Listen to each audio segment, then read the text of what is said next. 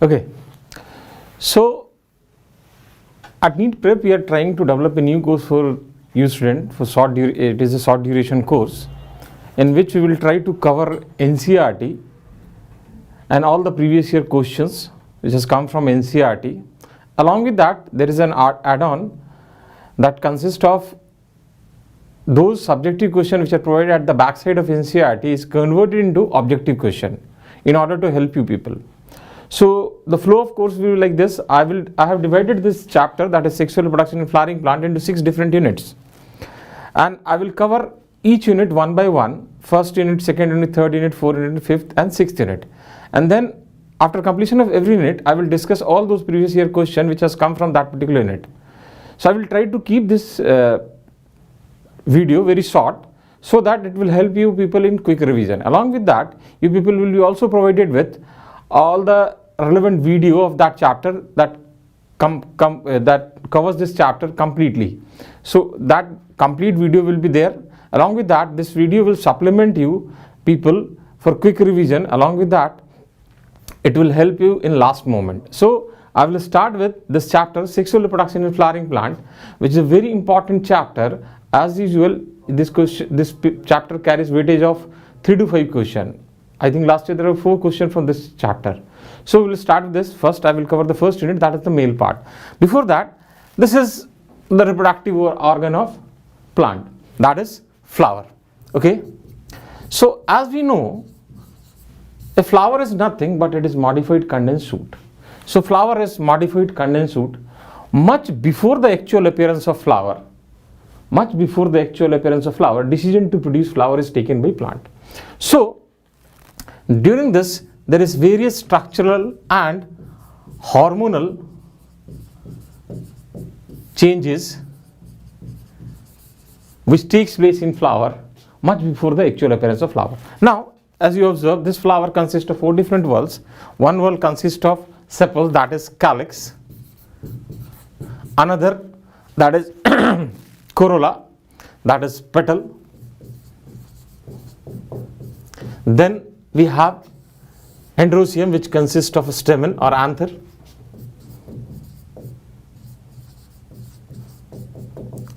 And finally, we have stigma, style and ovary, that is carpel, which constitute gynoecium. Okay, so these are the 4 different whorls of flower. Now, this is your male whorl and this is your female whorl. Okay, so now, so first unit which deals with this male part, okay, that is stamen, microsporangium and pollen grain. Now,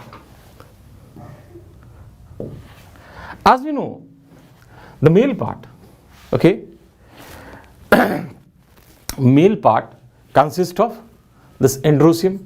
Okay, now this androecium consists of stamen, and a stamen consists of 2 parts, that is anther and filament. This is your filament. Now this filament, through its proximal end, okay, through its proximal end, this is your proximal end. Through this proximal end, this filament is attached to either thalamus or receptacle, okay, or petals. So I think in year 2018 there is a question, this through proximal end it is attached to what? It is attached to either thalamus or receptacle or petals. Now then what you will observe, this anther, a typical anther, this is anther. This anther is a bilobed structure, okay, and each lobe, this anther is bilobed, okay, and each lobe have 2 microsporangia. So typical anther is tetrasporangiate, okay, that means it contains 4 sporangia, and these 2 lobes are separated by a longitudinal groove which runs lengthwise, and this is referred as connective. Okay, so connective will separate these two lobes. Okay, and now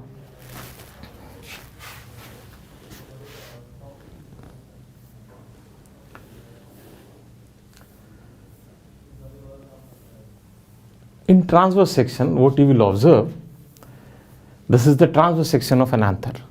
This anther is surrounded by 4 different wall layers. Okay, we will discuss these wall layers one by one. Okay, now what are those wall layers? First is outermost epidermis. Okay, then we have endothecium, and then we have middle layer. So these are and the innermost layer is tapetum. These are the 4 different wall layers of anther. Okay, now out of these 4 layers, this epidermis, endothecium and middle layer performs 2 functions. What are those 2 functions? First, they are protective in nature, and second, these 4 layers helps in dehiscence. Dehiscence means breakdown of this anther. Then this innermost layer.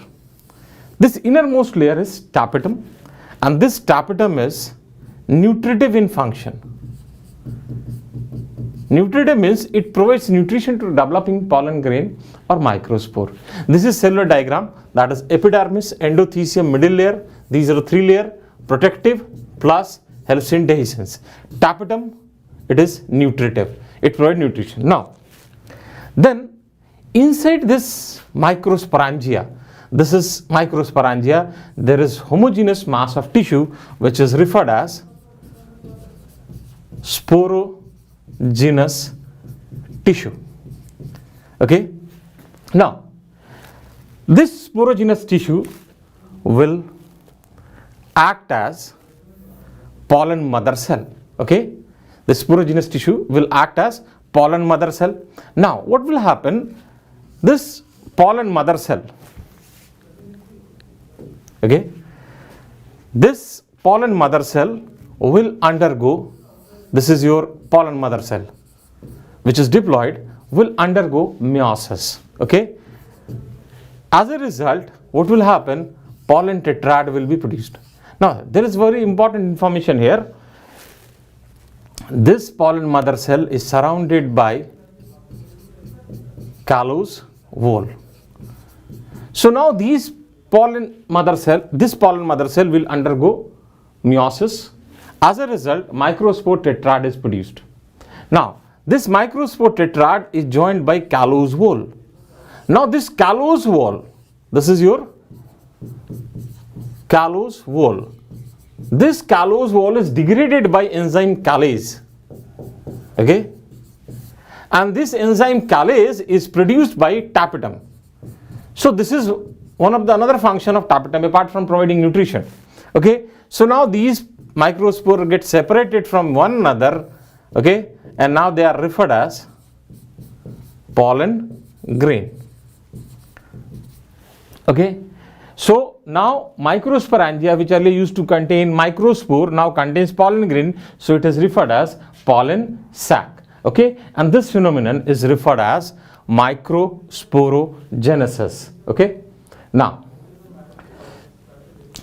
if you observe pollen grain which represents male gametophyte, okay, this pollen grain represents male gametophyte. Now this male gametophyte is highly reduced structure. Okay, and it consists of 3 cells, that is 2 male gamete and 1 vegetative cell. So next is pollen grain. If you observe the structure of pollen grain, what you will observe, every pollen grain is surrounded by 2-layered wall. Okay, so here one important objective information is this, it is generally spherical and its size is approximately 25 to 50 micrometer in diameter. Now every pollen grain is surrounded by two-layer wall, that is outer exine and inner intine. Okay. Now this exine is made up of sporopollenin. N number of time question have been asked from this sporopollenin. Now this sporopollenin is highly resistant to structure. It cannot be degraded by any acid, alkali or any enzyme, and that's why pollen grains are preserved in fossil. And this development of exine also involves tapetum. So tapetum is also involved in development of exine wall. Then we have intine. Now this intine is pectocellulosic in nature. Pectocellulosic in nature. That means it consists or it is made up of pectin and cellulose. Now at certain places what you will observe, this exine lacks sporopollenin. Here sporopollenin is absent, and that is referred as germ pore. Now this germ pore is site of emergence of pollen tube. So pollen tube is nothing, that is extension of intine. So nature of pollen tube wall is also pectocellulosic, and this pollen tube will emerge from this point, that is germ pore. Any germ pore will serve as a site for the emergence of pollen tube. Now next is our development of male gametophyte or pollen grain. Now what will happen, as you can observe here, this is your pollen grain. First thing what will happen, there is vacuolization. Vacuole will appear. As a result of appearance of this vacuole, this nuclear will be pushed to somewhere else, and this new position of nucleus is genetically determined. It can move here, it can move here, it can move here, it can move here. It is genetically determined. That means information for this displacement of nucleus is already present in the DNA of that particular pollen grain. Now what will happen, this nucleus will now divide by formation of asymmetric spindle. Asymmetric spindle means towards the one end it is smaller in size, and towards the one end it is bigger in size. So this spindle is asymmetric in nature. And finally there is cytokinesis that results in formation of a large vegetative cell and a small generative cell. Okay, so a large vegetative cell and a small generative cell will form. Now what will happen next, all of this generative cell will invaginate. Okay, it will invaginate, and finally what you will observe, this generative cell will pinch off from wall of pollen and it will float freely. This is your vegetative cell and this is your generative cell. So this generative cell will float freely in the cytoplasm of vegetative cell. Okay, now here there is very important information. In over 60% of angiosperm, pollen grains are seated at two-celled stage. That consists of one generative cell and one vegetative cell. And in remaining species, the generative cell divides mitotically to give rise to two male gamete before pollen grain shed. That is at three-celled stage. That means in most of the angiosperm, pollen grain is released at two-celled stage. That is consists of vegetative cell and generative cell.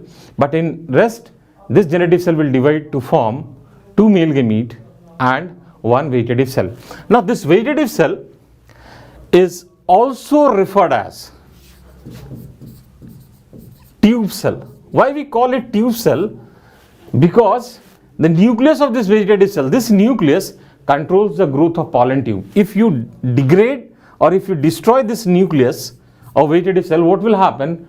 Pollen tube growth will not take place. Okay, so that's why we call it. It is experimentally proven that is vegetative cell is also referred as tube cell. Okay, now so if somebody asks you, a mature male gametophyte consists of how many cells? A mature male gametophyte always consists of 3 cells. Okay, although it is released in most of the cases at two-celled stage, when this pollen lands on a stigmatic surface, that generative cell divides to form two male gamete. So a male gametophyte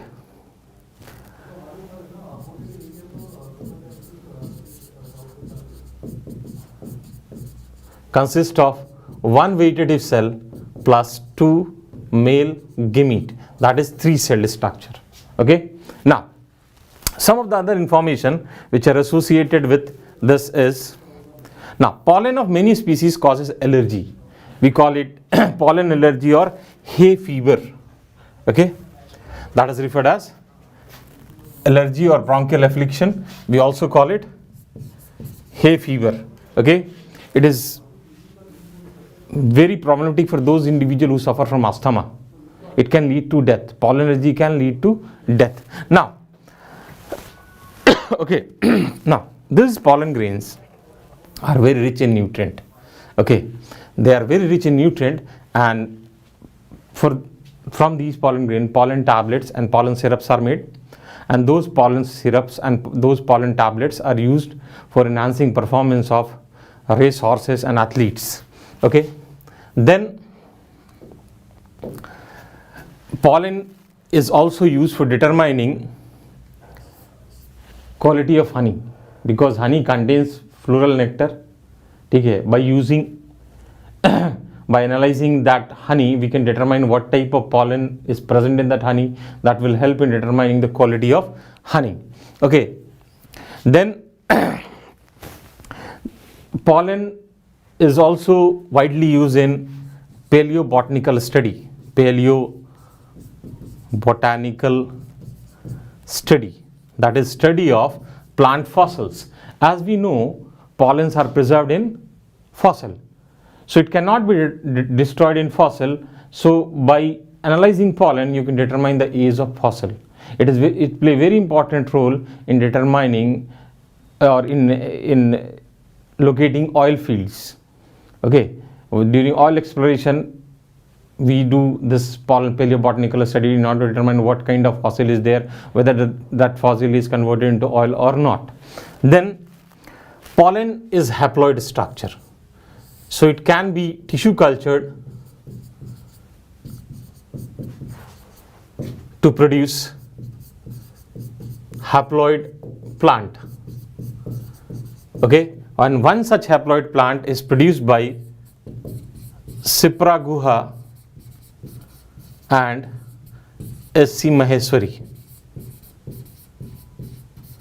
It is not there in NCERT, but it is important information because it is related to Indian scientists, and they have done this work in Datura.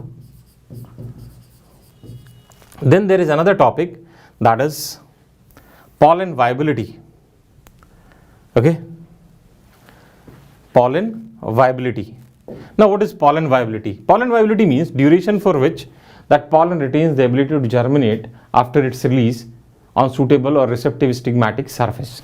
So, in some cereals such as rice and wheat, pollen grain lose viability in 30 minutes after their release. Whereas in case of members of family Rosaceae, Leguminosae and Solanaceae, this is very important information, they remain viable for months. Okay.